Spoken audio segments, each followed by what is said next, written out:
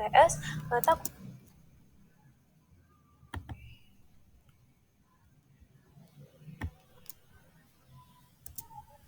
Assalamualaikum warahmatullahi wabarakatuh. Perkenalkan, saya Caturi Khairani dari Prodi Sistem Informasi kelas SI 06 Weekend.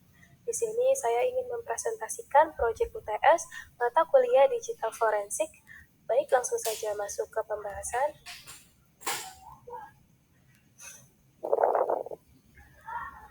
Berikut kita memasuki pembahasan mengenai langkah dalam melakukan proses digital forensik.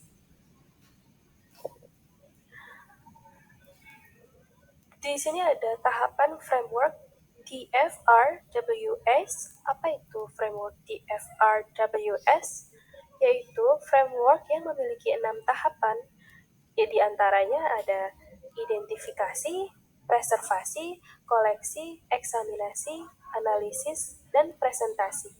Framework ini dapat membantu menemukan bukti serta memberikan mekanisme terpusat dalam merekam informasi yang telah dikumpulkan. Lalu ada langkah pada metode DFRWS. Yang pertama itu identifikasi. Pada tahap ini dilakukan proses identifikasi tentang kebutuhan-kebutuhan apa saja yang harus dipersiapkan dalam melakukan penyelidikan dan pencarian bukti digital. Selanjutnya, koleksi. Pada tahap ini dilakukan proses pemeliharaan untuk menjaga bukti-bukti yang telah didapatkan dan memastikan keaslian atau integritas barang bukti agar terhindar dari pihak-pihak yang tidak berkenan sehingga bukti tidak terkontaminasi dan benar-benar valid atau sah. Selanjutnya ada preservasi. Pada tahap ini dilakukan proses pengumpulan sampel-sampel bukti yang diduga berpotensi sebagai barang bukti yang kuat. Lalu ada eksaminasi. Pada tahap ini dilakukan analisis serta filterisasi data pada bagian tertentu dari sumber data. Filterisasi dilakukan dengan syarat tidak mengubah keaslian data. Lalu ada analisis. Pada tahap ini dilakukan penentuan tentang asal-usul sumber data, siapa yang menciptakan data tersebut, lokasi data tersebut dihasilkan, bagaimana data tersebut dihasilkan, dan alasan mengapa data tersebut dihasilkan. Lalu ada presentasi. Tahap ini merupakan tahap terakhir dengan melaporkan serta mempresentasikan hasil analisis sehingga dapat dipahami oleh publik.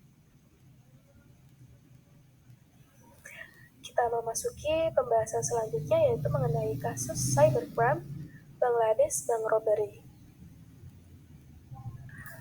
Pertama-tama, begini kronologis kasusnya. Pencurian sebesar 951 juta dolar Amerika milik Bank Sentral Bangladesh. Pencurian ini sama sekali tidak melibatkan perampok bersenjata membongkar barang brankas bank, tetapi secara legal mencuri uang darinya. Pada bulan Mei tahun 2015, di Filipina, 4 akun rekening bank RCBC cabang Jalan Jupiter dibuat dan ditinggal oleh pemiliknya tanpa aktivitas transaksi. Lalu pada bulan Januari tahun 2016 di Bangladesh, seorang pegawai bank sentral mengakses surat elektronik email yang mengandung malware Dridex dengan komputer bank. Dridex mendapat akses penuh dari sistem bank. Dilanjut, pada hari Kamis tanggal 4 Februari tahun 2016, masih di tempat yang sama, bank sentral menggunakan sistem SWIFT untuk menarik uang sejumlah 951 juta dolar dari rekening Bangladesh di Bank Simpanan Federal di New York ke 35 rekening. Di saat yang bersamaan, server dan printer yang merekam transaksi tidak berfungsi. Lalu pada hari Minggu, tanggal 7 Februari tahun 2016, pihak Bank Sentral baru menyadari 35 transaksi ilegal ke sejumlah rekening di berbagai negara setelah berhasil memperbaiki printer bank yang mencetak rekam transaksi dan setelah menerima 30 permintaan konfirmasi transaksi, pihak bank meminta pembatalan namun Bank Sentral Amerika sedang libur. Dilanjut hingga hari Senin tanggal 8 Februari tahun 2016 di Amerika Serikat, 30 transaksi berhasil dikembalikan. Sistem otomatis menemukan nama penerima yang dilarang oleh Amerika dan ditahan menunggu konfirmasi Bangladesh yang sempat tertunda dikarenakan pesan dikirim pada hari Jumat, tanggal 5 Februari yang merupakan hari libur Bangladesh. Lalu pada hari Senin tanggal 8 Februari tahun 2016 di Sri Lanka, sebuah transfer bernilai 20 juta dolar untuk yayasan fiktif di Sri Lanka berhasil dibatalkan oleh Bank Pan Asia dan dikembalikan untuk konfirmasi ke Deutsche Bank selaku bank penada. Masih di hari yang sama, tapi di Jerman, hasil penyelidikan oleh Deutsche Bank menemukan Shalika Foundation, nama penerima transfer, memiliki kesalahan ejaan menjadi Shalika Foundation, dan yayasan terbukti sebagai fiktif. Lalu masih di hari yang sama, di Filipina, 4 rekening hantu di Bank LCBC cabang Jalan Jupiter menerima 81 juta dolar tanpa diketahui pihak LCBC. Permohonan pembatalan dari Bangladesh tidak sampai dikarenakan libur Imlek. Lalu pada hari Kamis tanggal 11 Februari tahun 2016 di Filipina, pihak LCBC baru menerima pesan pembatalan. Namun, keempat rekening sudah tidak ada dan hilang jejak.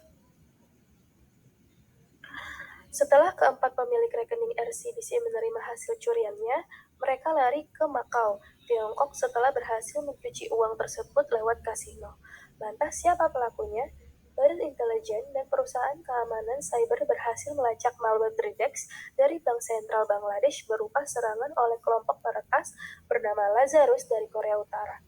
Korea Utara ini ternyata mampu merencanakan pencurian yang sangat matang dan terkoordinat, bukan hanya pada Bangladesh tetapi juga berbagai bank di negara lain termasuk di Indonesia. Begini waktu tragedi kasus cybercrime Bangladesh Bank Robbery, yaitu dimulai pada bulan Mei tahun 2015 hingga hari Kamis tanggal 11 Februari tahun 2016. Kasus ini berlangsung cukup lama. Dan mari kita lihat selanjutnya perangkat digital yang digunakan. Perangkat digital yang digunakan menggunakan surat elektronik email yang mengandung malware Dridex dengan komputer bank. Dridex mendapat akses penuh dari sistem bank. Lalu, apa peran digital forensik? Yaitu menganalisis barang bukti digital dalam tindak pidana cybercrime. Apa yang bisa kita petik dari kejadian ini? Yaitu pemerintah harus fokus pada pengembangan sumber daya manusia, bahwa orang-orang yang dipilih menjabat harus memiliki kemampuan sepadan, mengingat resiko yang harus dihadapinya. Selain itu, perlu diperhatikan bahwa ketelitian harus diutamakan, sebab merujuk kasus tersebut, pembobolan akun bank dapat dihentikan karena si peretas kurang keterampilan dalam mengeja sebuah kata. Hal itu menimbulkan pertanyaan serius atas integritas sistem transfer uang berbasis kode SWIFT. Karenanya, pihak berwenang harus dapat menilai kembali proses verifikasi transfer dana internasional. Kedua, lembaga keuangan harus belajar untuk mengatasi kelemahan yang ada di saluran perbankan global. Memasuki bab selanjutnya mengenai hal-hal yang terkait dengan hard disk. Komponen utama hard disk yang pertama itu ada platter. Platter adalah perangkat di dalam hard disk yang berfungsi untuk menyimpan data yang ada di komputer. Platter sendiri terbuat dari bahan keras seperti aluminium, kaca, ataupun keramik yang biasanya akan diselimuti dengan bahan magnetis.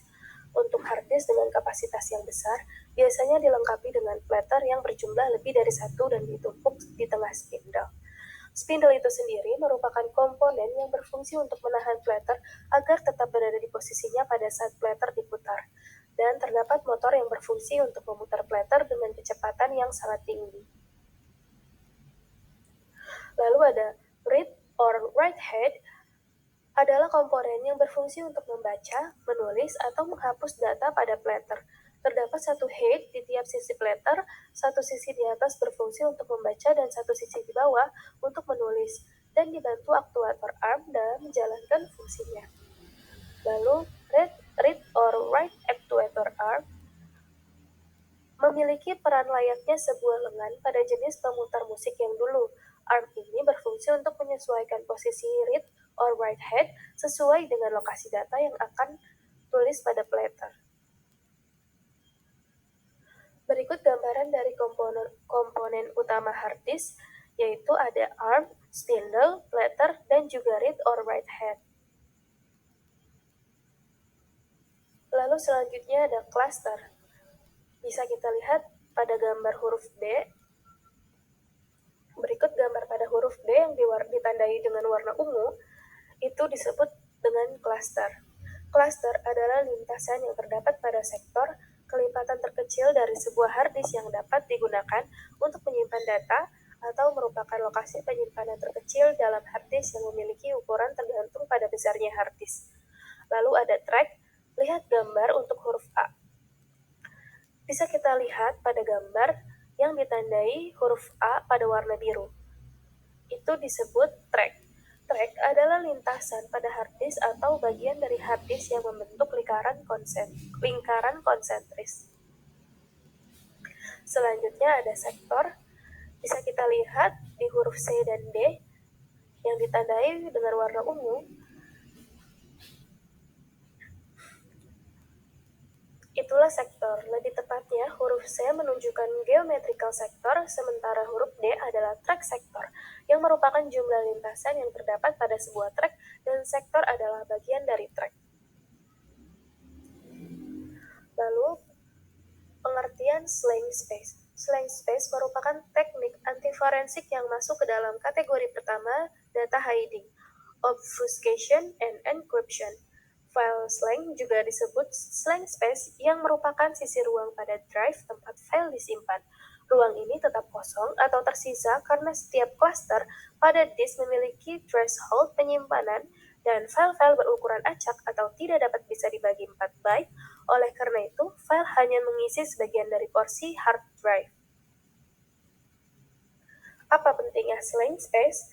Saat file dihapus, sistem operasi tidak menghapus file tersebut, melainkan hanya membuat klaster yang ditempati file tersedia untuk realokasi. Jadi, data tetap ada sampai ditimpa, tetapi tidak ada referensi ke tabel alokasi file, dan file disebut dereferensi. Data sisa tersebut yang dimaksud dengan latent data atau ambient data dapat memberikan petunjuk kepada penyelidik tentang apa yang awalnya disimpan di seluruh klaster yang kemudian dapat memberikan petunjuk untuk pertanyaan forensik lainnya. Berikut ada gambar hard disk. Kenapa file yang sudah dihapus pada hard disk masih bisa dibaca dengan tools tertentu? Karena hard disk adalah salah satu perangkat keras komputer yang menyediakan ruang penyimpanan yang digunakan untuk menyimpan atau membaca data pada komputer. Perangkat ini memiliki sifat non-volatil memori, yang berarti data pada memori jenis ini tidak akan hilang meski perangkat tersebut telah dimatikan. Lalu kita masuk ke pembahasan yang terakhir, yaitu mengenai 6 hal yang menjadi tantangan dalam digital forensik. Yang pertama, kecepatan dan volume data yang tinggi.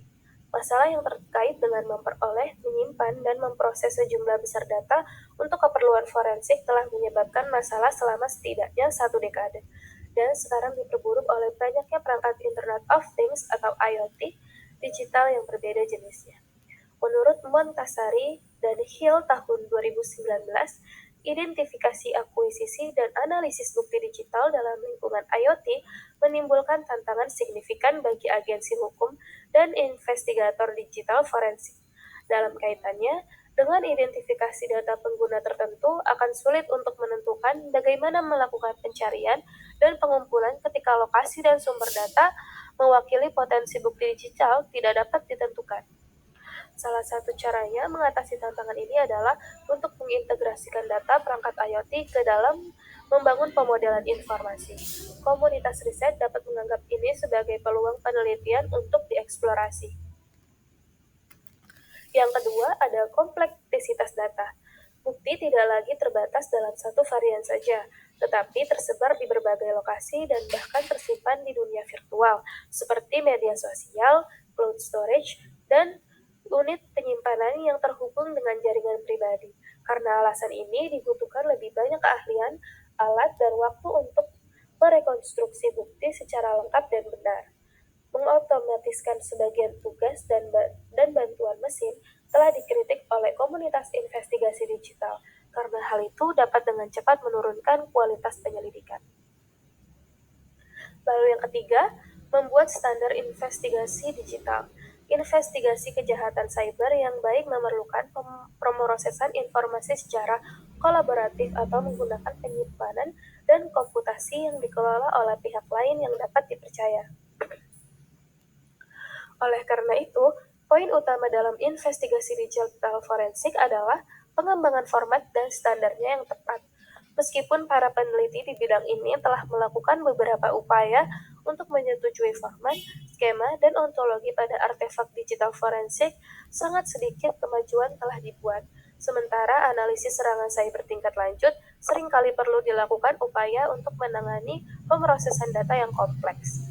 Tidak adanya kerjasama antara patriasi forensika digital dengan peneliti dalam bidang forensik digital lainnya mengakibatkan masalah keragaman muncul dari tidak adanya metode dan standar pedoman untuk mendeteksi, memperoleh, menyimpan, memeriksa, menganalisis, dan menyajikan bukti digital juga menimbulkan tantangan signifikan bagi digital forensik ke depan.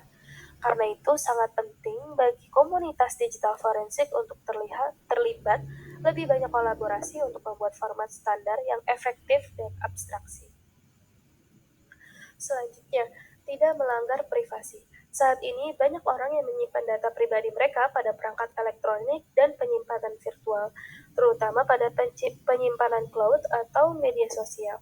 Sayangnya, mengumpulkan informasi untuk merekonstruksi dan menemukan serangan dapat melanggar hak privasi seseorang dan dikaitkan dengan rintangan lain ketika cloud computing terlibat.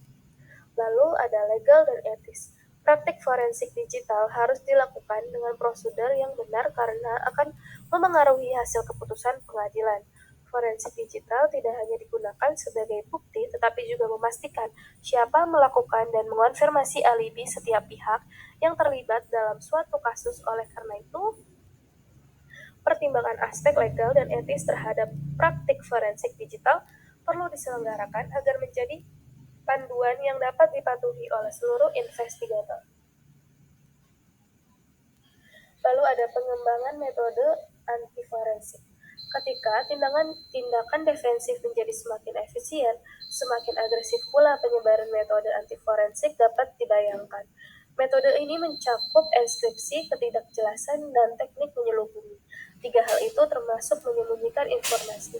Misalnya, tantangan untuk analisis sistem file adalah konfigurasi steganography yang memungkinkan persembunyian informasi di area yang tidak digunakan pada hard disk atau di metadata, seperti timestamps. Ada pula terkecuali pada ketidakjelasan bukti yang terdiri dari biner, mekanisme seperti tersebut belum banyak diterapkan. Tetapi metode ini bisa menjadi relevan untuk penyelidikan forensik digital di masa depan dengan jangka menengah.